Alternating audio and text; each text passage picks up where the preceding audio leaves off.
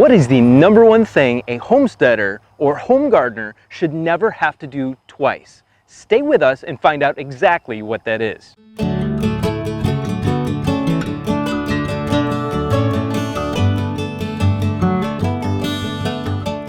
We're going to walk around our garden and see a few examples of exactly what I'm talking about. Right here we have one.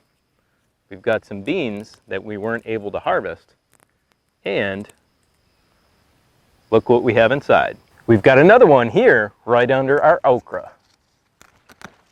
We also have one right here from our kale this year. That's right, I'm talking about buying seeds. Unless you want a new variety, you should never have to do that again if you're saving seeds in your garden. And it's really easy to do.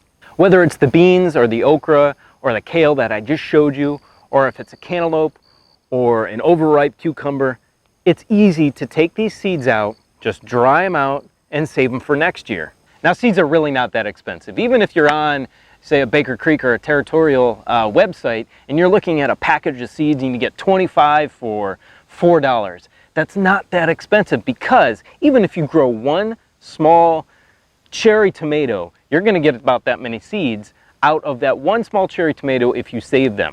And then you're going to have seeds for a long time to come, because it's exponential and it grows from there. Amazing. Now, another really cool thing is I've got carrots here that have gone to seed.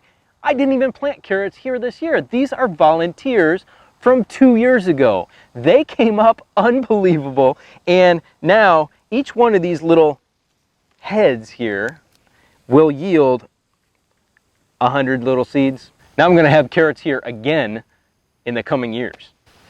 Whenever I have anything growing in my garden, I always make sure that I either let some of them go to seed, or I'm harvesting the seeds and saving them in the house, like with the melons, cucumbers, zucchini, tomatoes, whatever it may be.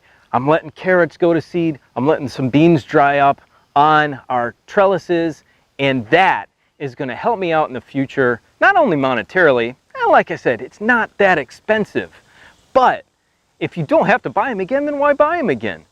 Unless you want a new variety. And look at this, under my okra. I know this is not a weed, and that's why I've left it.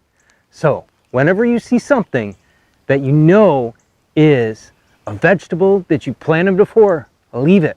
This little volunteer here looks almost like an eggplant. I think it is. All these beautiful marigolds that are attracting bees this year in the garden and repelling other pests are all voluntary.